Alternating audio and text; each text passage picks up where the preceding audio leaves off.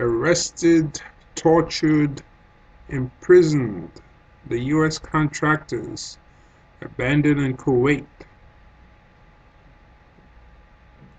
Dozens of military contractors, most of them black, have been jailed in the emirate, some on trumped-up drug charges. Why has the American government failed to help them?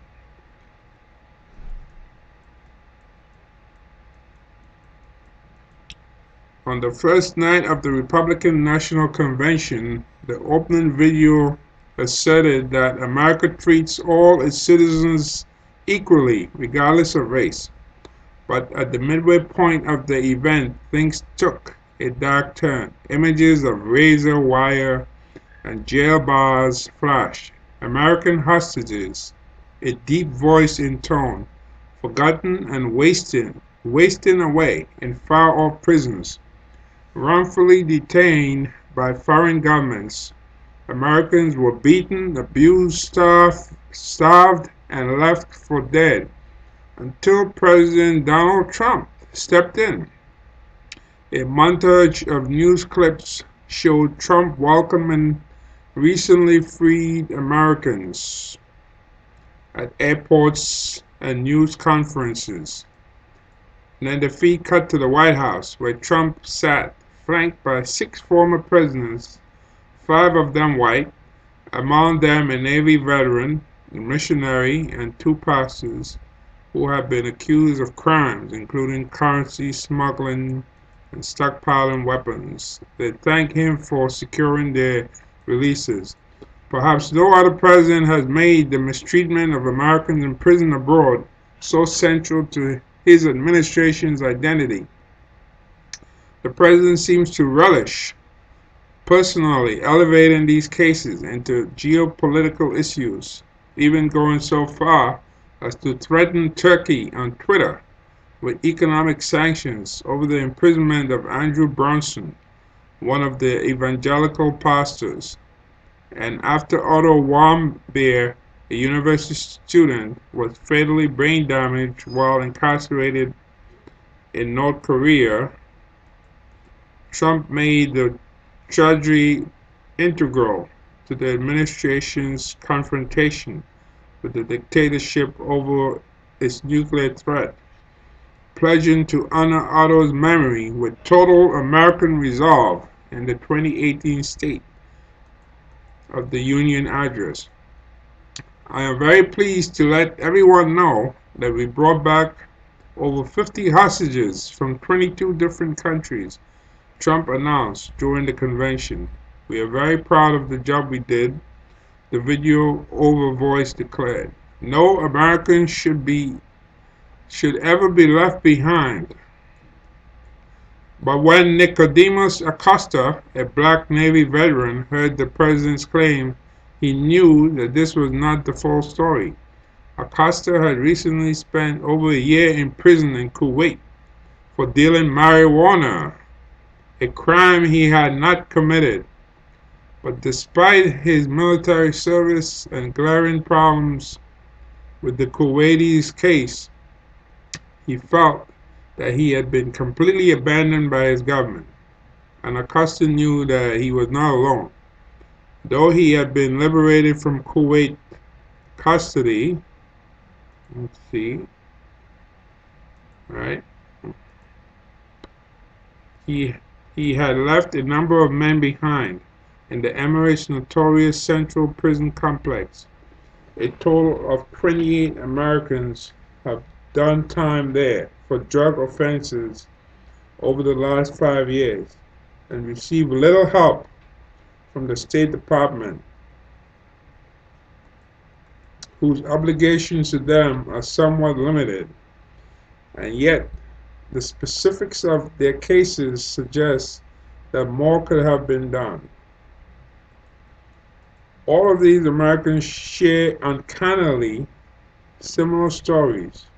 They were private contractors supporting American military operations in the Middle East before being arrested in what were often kick-in-the-door nighttime raids. Let me just stop here and say that I read something on this about a flight attendant, I believe from England. Uh, she met up with a British guy online, went over to his place. Yeah, I think she worked for Emirates Airline. Went up to his place in the middle of the night. They kicked in the door. Supposedly found some marijuana. She's arrested. She's looking at a long time in jail. Of course, she lost her job. I think she was like 22 years old or something. Anyway, that's another story. Those interested can search it. But this is kind of crazy. Kicking in somebody's door over marijuana. You know. So some say they were tortured into making false confessions, claims sometimes supported by the State Department's own records. Most of the contractors say that Kuwaiti police trumped up minor personal drug use into serious trafficking charges, right? Like people who like smoke some marijuana, maybe calm them down. All of a sudden, you facing charges where they say you're trafficking marijuana, which is a different charge altogether than personal use, often building off the coerced confessions.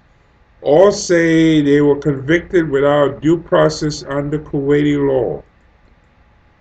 Assertions that Kuwait's own police files sometimes support, and they universally complain that the Trump administration has been of little help to them during their ordeals. Let me highlight that right there. Right? Despite the State Department being aware of Kuwaitis torturing Americans. Wow, torturing. And by the way, Kuwait, if you remember, go back to 1991 when we had that war, Desert Storm. Kuwait was liberated from then Saddam Hussein in Iraq because he said Kuwait was a province and he annexed Kuwait. So Americans actually went in there and liberated Kuwait. So if anything, even if an American has some really small amount of marijuana that he's smoking, especially especially inside his home where you kicking down the door at night and going in to make a raid. I mean, this should be totally overlooked. It's not like the guy, even if he did have it, was out in the mall smoking marijuana. This was somebody in their home, you know. And looking at what happened in 1991 with that war, and I remember because I worked at the airport that time, and I remember the planes coming back with a lot of military people, lots of guns, you know. They had like Delta Airlines and so forth bringing in some troops at Kennedy Airport. So it was a big thing back then. So it's really amazing that the Kuwaitis could be torturing Americans, over trumped up charges and trying, cursing them to say, hey, making them confess to something that's not even real to make it look like they were trafficking drugs. It's clear that some of the accused, though not all of them, were not guilty of the charges against them.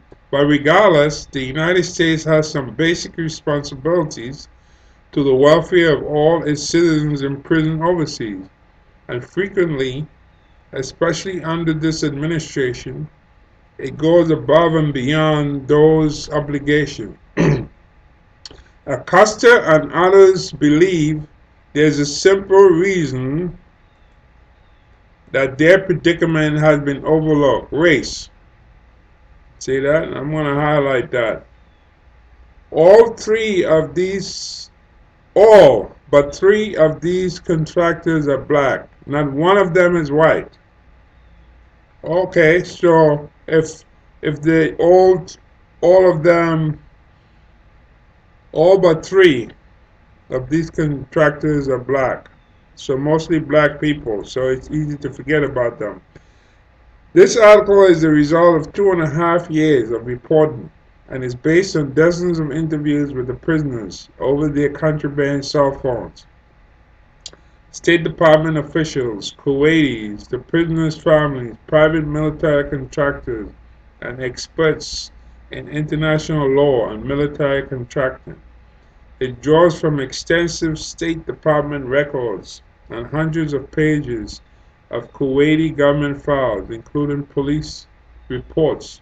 Together, the prisoners' experiences reveal a failure by the State Department to urgently address systemic Kuwaiti mistreatment of Americans, and strikingly, they point to an unexpected cause of deepening inequality in the United States. As Americans increasingly chase prosperity abroad, they're plunging into risks they do not fully understand. Like everyone else, Americans in foreign nations are subject to those nations' laws. Unlike everyone else, Americans have the last remaining military superpower in their corner. But the United States' response to a citizen's imprisonment overseas can vary widely, depending on the law in question. Our government's sense of the other government's legitimacy, our diplomatic needs at the moment, and numerous other factors.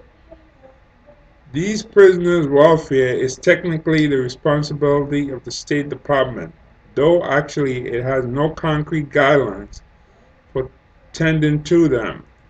It aims to provide biannual health checkups and minor boons like reading material and vitamins. In exceptional circumstances, the government can play a central role in high-profile cases, as when Americans are used as geopolitical bargaining chips by adversarial nations, or when a citizen is able to leverage media attention significant enough to force the government to respond to popular opinion. But most Americans must conduct and pay for their own legal defenses, which often proves overwhelmingly in a legal system and language they do not understand. The exceptions to this rule, however, are individuals representing the United States, like diplomats and soldiers who are typically shielded by formal agreements between the two nations. Historically, the the treatment of American service members incarcerated by other powers, whether during war or peace, has been an issue of great bipartisan concern. But in the last 2 decades, the American military has increasingly outsourced much of its labor to the private sector, creating a whole new class of citizens working for the nation's military interests. Though not technically enlisted military contractors, this transformation has weakened the bonds between the American military and those serving it, setting the stage for the ordeals that the 28 American contractors would endure in Kuwait. When Acosta arrived in Kuwait in 2016, he could have been forgiven for concluding that he was doing so under the ironclad guarantees afforded to soldiers, with that hallowed promise of no man left behind. He was a veteran who had left the service to go into private military contracting at Camp Arifjan, the headquarters of many American operations in the Middle East. He manned an IT help desk for the thousands of troops at the base. Orientation for his job took place at Fort Bliss, an army garrison outside El Paso, where the military trains contractors up to its standards. Okay, so we get the gist of it here. This is apparently a long article. I'm not going to go through this. I'm going to leave the link below. And anybody who wants to read it, delve more into it, could read it. There is a comment section right here that people can make comments. So apparently, President Trump picks and chooses who he wants to say, well, we don't leave any Americans behind. But, apparently there are a lot of black Americans in Kuwait. Many of them on trumped up charges that are sitting in prison and being tortured, by the way, being tortured. I mean, being in prison is one thing, but being tortured, nobody should be tortured in this modern age, especially when you help a country like Kuwait to be liberated from Saddam Hussein.